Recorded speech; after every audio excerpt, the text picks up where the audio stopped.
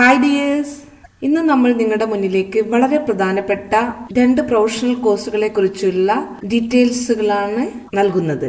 അതായത് Ayurveda and homoeopathic, BAMS and BHMS.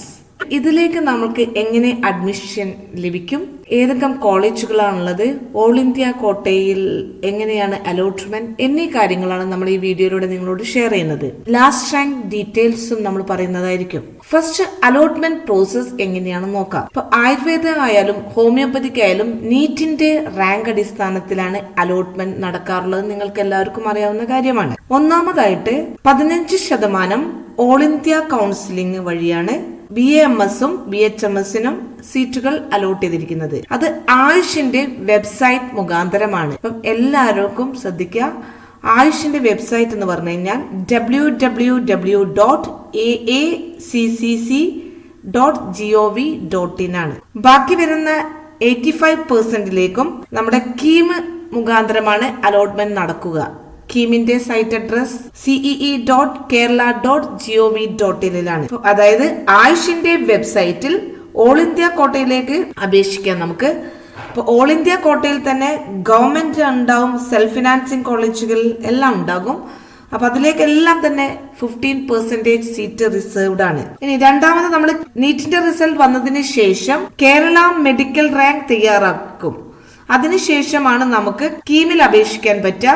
അതായത് MBBS, BDS ഒപ്പം തന്നെ മെഡിക്കൽ അലൈഡ് കോഴ്സുകളിലേക്കും എല്ലാം അപേക്ഷിക്കാൻ പറ്റും. ആയുർവേദ ആയാലും വെറ്റിനറി ആയാലും ഹോമിയോപ്പതി ആയാലും ഫിഷറീസ് ആയാലും അഗ്രികൾച്ചർ കോഴ്സുകളിലേക്കൊക്കെ തന്നെ നമുക്ക് കേരള മെഡിക്കൽ റാങ്ക് തയ്യാറാക്കിയതിനു ശേഷമാണ് അപേക്ഷിക്കുക, കീമിൽ അപേക്ഷിക്കേണ്ടത്. ഓൾ ഇന്ത്യ കൗൺസിലിംഗിന് നമ്മൾ നിർബന്ധമായിട്ടും പങ്കെടുക്കേണ്ടതാണ്. നമുക്ക് നല്ലൊരു കോളേജിൽ ഓൾ ഇന്ത്യ ലെവലിൽ തന്നെ 15% സീറ്റുകളാണുള്ളത്. അതുകൊണ്ട് തന്നെ ഫീസ് എല്ലാം കുറച്ച് രീതിയിൽ തന്നെ നമുക്ക് ഏകദേശം സമയം നോക്കുകയാണെങ്കിൽ ഒക്ടോബർ അവസാനത്തോടു കൂടിയായിരിക്കും ആയുഷിന്റെ കൗൺസിൽ ആരംഭിക്കുക. അപ്പൊ നിങ്ങൾക്ക് ആയുഷിന്റെ വെബ്സൈറ്റിൽ കയറി നോക്കിയാൽ മനസ്സിലാക്കാവുന്നതാണ്. സാധാരണ കേസിൽ ജനറൽ കാറ്റഗറിയിലെ 8000 മുതൽ 9000 റാങ്ക് വരെയുള്ളവർക്ക് ഗവൺമെന്റ് ഫീസിൽ ആയുർവേദവും ഹോമിയോവും പഠിക്കാൻ സാധിക്കും. കഴിഞ്ഞ വർഷത്തെ റാങ്ക് ഡീറ്റെയിൽസ് നമുക്ക് നോക്കാം. അപ്പൊ അതിൽ നിന്ന് നമുക്ക് മനസ്സിലാക്കാൻ പറ്റും 8000 മുതൽ 9000 റാങ്ക് വരെ കിട്ടുന്ന കുട്ടികൾക്ക് ഗവൺമെന്റ് ഫീസിൽ നമുക്ക് ഹോം പഠിക്കാൻ സാധിക്കും. ഓൾ ഇന്ത്യ കൗൺസിലിംഗ് പറഞ്ഞു 15% ഓൾ ഇന്ത്യ കോട്ടയിലുള്ള സീറ്റുകൾ നീക്കിവെച്ചിരിക്കുന്നത്. അത് government aided, central universities, national institutes, private college. പ്രത്യേകം ശ്രദ്ധിക്കുക, പ്രൈവറ്റ് കോളേജിലേക്കും 15% സീറ്റ് ഓൾ ഇന്ത്യ കോട്ടയിൽ മാറ്റിവെച്ചിട്ടുണ്ട്. ഇനി നിങ്ങൾക്ക് മെഡിക്കൽ അലൈഡ് പ്രോഗ്രാമിൽ നിങ്ങൾക്കൊരു കോഴ്സാണ് വേണ്ടതെങ്കിൽ നിങ്ങൾക്ക് എത്ര റാങ്ക് ആയിക്കോട്ടെ, നമുക്കൊരു പ്രൊഫഷണൽ കോഴ്സാണ് ചെയ്യേണ്ടതെങ്കിൽ നിങ്ങൾ നിർബന്ധമായും ആയുഷിന്റെ കൗൺസിലിംഗിൽ നിങ്ങൾ പങ്കെടുക്കണം.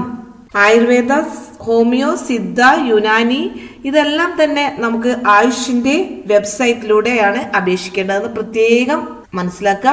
ആയുഷിന്റെ വെബ്സൈറ്റ് നമ്മൾ പറഞ്ഞു. ഡീംഡ് യൂണിവേഴ്സിറ്റിയിലെ 100% സീറ്റിലേക്കും അലോട്ട് ചെയ്യുന്നത് ആയുഷിന്റെ വെബ്സൈറ്റ് മുഖാന്തരമാണ്. ഇനി ഒരു പ്രത്യേകതയുള്ളത്, ഓൾ ഇന്ത്യ കോട്ടയിൽ നമ്മൾ സീറ്റ് നമുക്ക് രജിസ്റ്റർ ചെയ്യണമെങ്കിൽ അവിടെ ഒരു രജിസ്ട്രേഷൻ ഫീസ് നമ്മൾ അടയ്ക്കണം. 10,000 രൂപയാണ് രജിസ്ട്രേഷൻ ഫീസ്.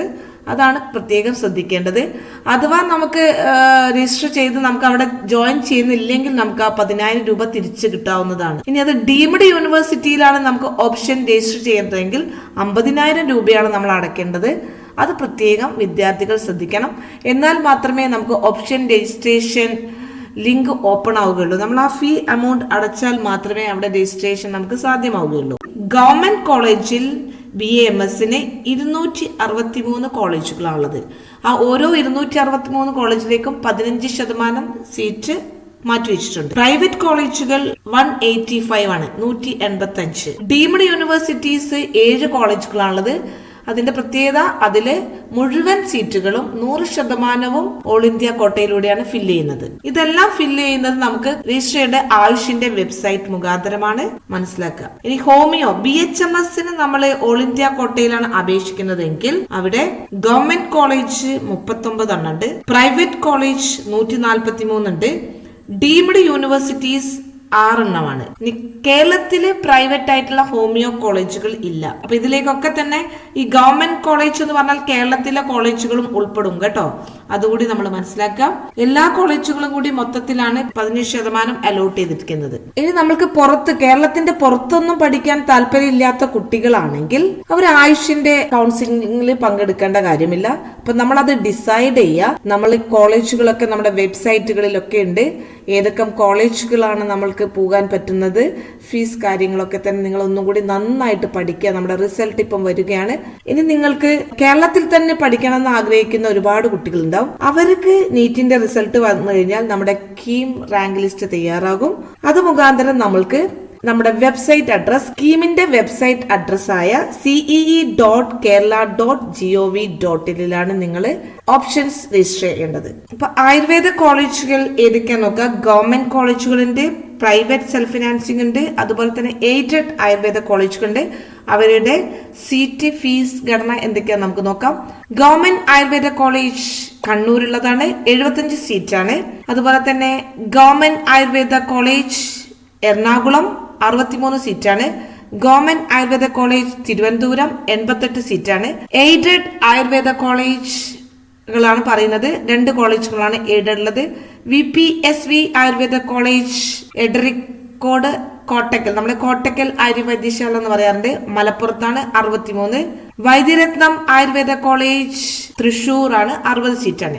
ഇനി ഈ കോളേജുകളിലേക്കൊക്കെ തന്നെ 12,000 രൂപയാണ് പെർ ഇയർ നമുക്ക് ഫീസ് ആയിട്ട് കൊടുക്കേണ്ടത്. ഫീസ് നിങ്ങൾ മനസ്സിലാക്കി വെക്കുക, 12,000 ആണ്. ഇനി സെൽഫ് ഫിനാൻസിങ് ആയുർവേദ കോളേജുകളുണ്ട്. ഇവിടെ കുറച്ചും കൂടി കൂടുതൽ ഫീസാണ് നമ്മൾ കൊടുക്കേണ്ടത്.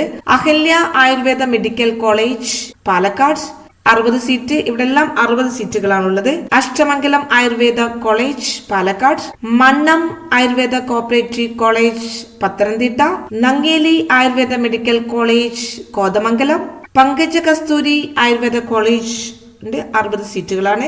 ഇവിടെ എല്ലാം ഫീസ് 1,99,415 രൂപയാണ് fees. 1,99,415. PN Panicker Sauhardha Ayurveda medical college 50 സീറ്റാണ്.